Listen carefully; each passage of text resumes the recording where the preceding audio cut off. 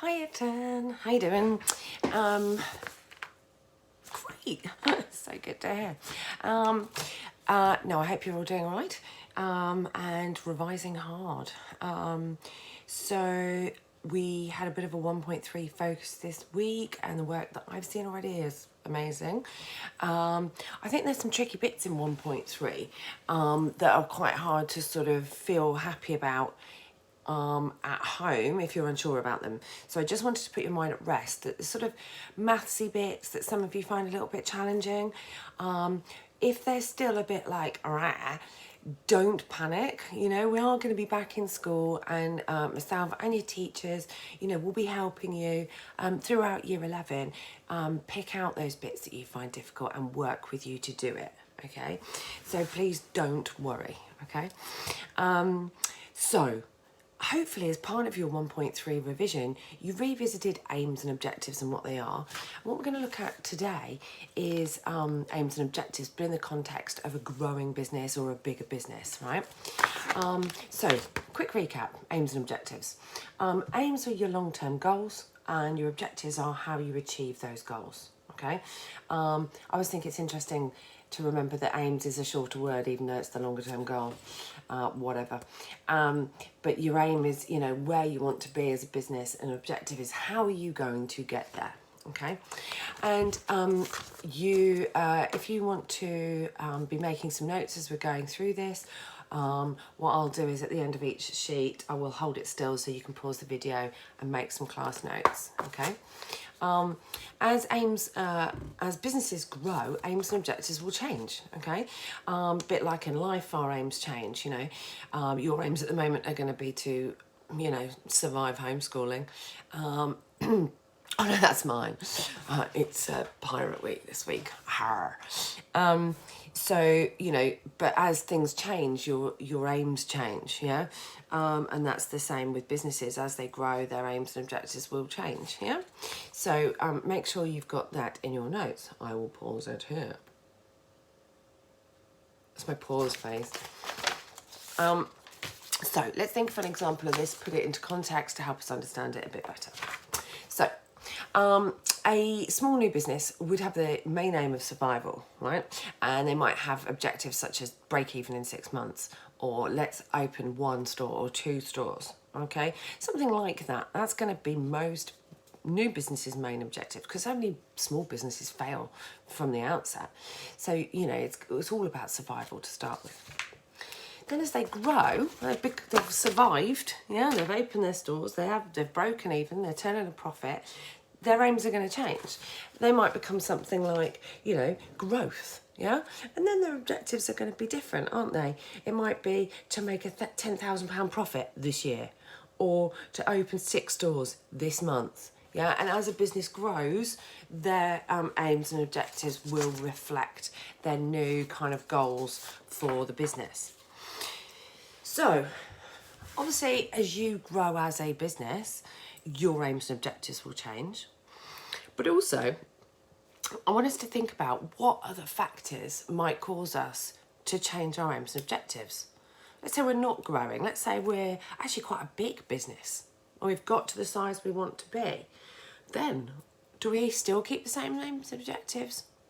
No, we don't. They're still going to change. And what I want you to do is just take a moment to think about the factors that might cause a business to change its aims and objectives as it goes along. This is us thinking. You know, let's think about Apple. Do you think they've had the same aims and objectives for the last 10 years? Probably not. They've developed and changed as they've gone along. You might want to put this title in your notes. Other than growth, what factors can cause a change in aims and objectives?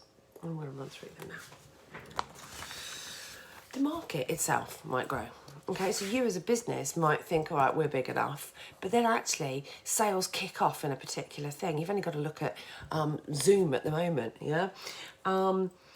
You know, the market for online meetings has just rapidly changed, and now everybody wants to do Zooms.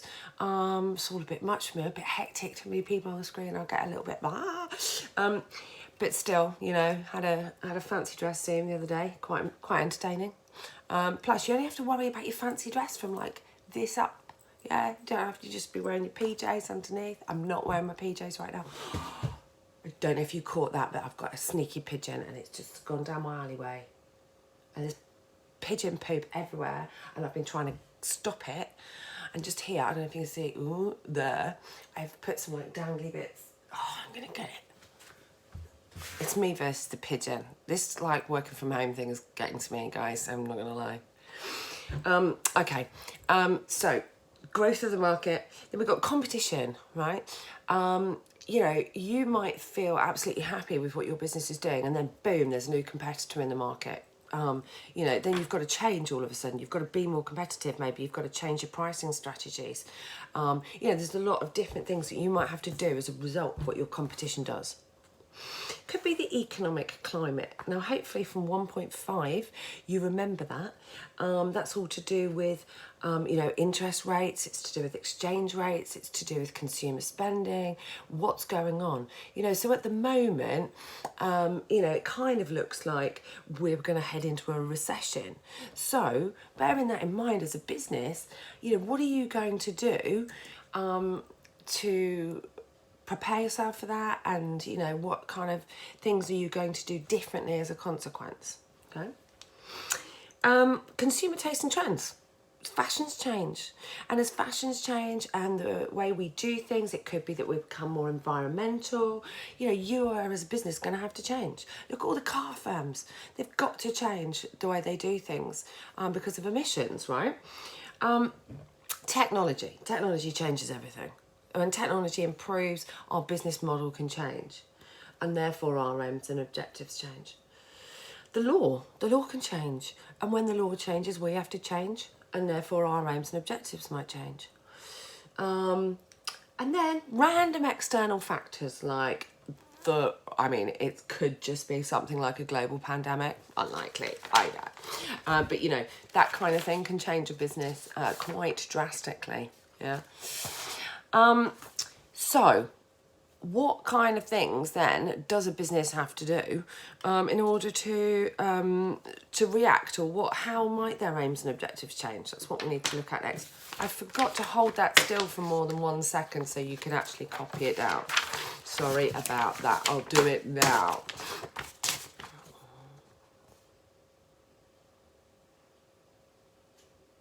I think that was long enough to press pause.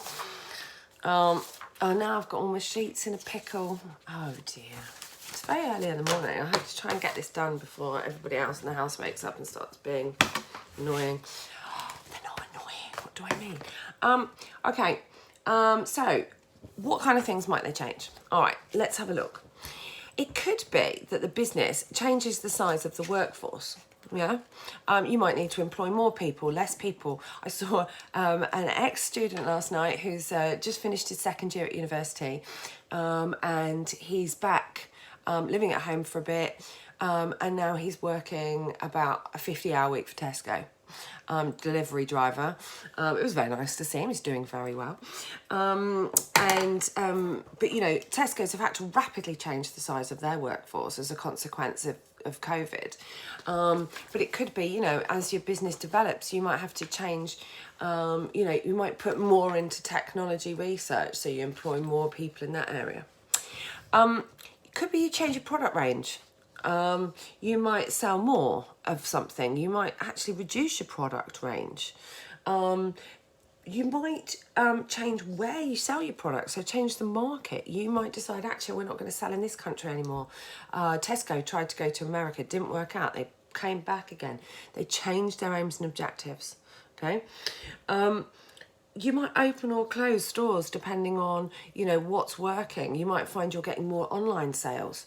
So actually you're going to change your business model. You're going to shut down some stores, move more online, change your workforce, yeah, to delivery drivers as opposed to shop workers, okay? And it could be that you take over another business or sell part of your business to somebody else. These are all things that can change as a business changes and their aims and objectives change.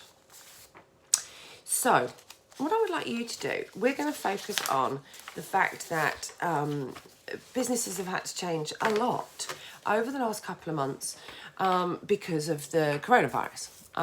So what I want you to do is to think of some businesses that have had to change the way they do their business. And I want you to do lots of examples, okay? So here's the task. This is task 1, all right? And how long is this video? 10 minutes. So by the time I finish, let's say it's 15. This is going to take about 45 minutes, I reckon. And there's task 2 in a moment. At least a side of A4, please.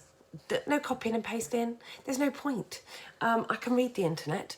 What I want to see is, can you pick out things and write it in your own words? Yeah, can you select information about different businesses that will have changed their aims and objectives? I want lots of examples, please.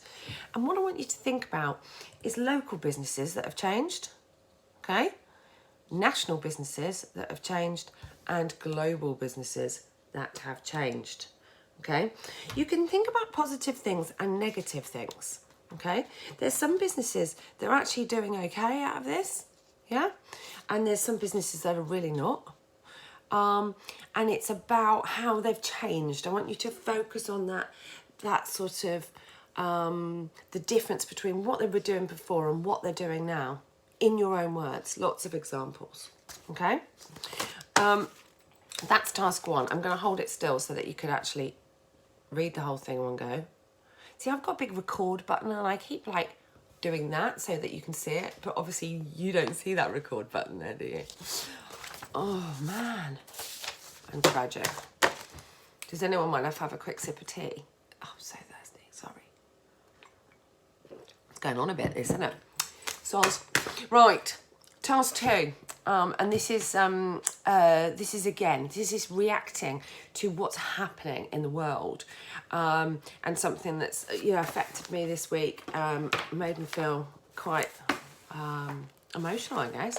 So this, just so you know, if some of you do find this, a bit of a trigger, we're going to talk a little bit about the sort of Black Lives Matter stuff. Now, if you find this a bit challenging, you can stop the video now. Okay, send me a quick email, a quick message on Firefly. Actually, I'm not really in the headspace to deal with this.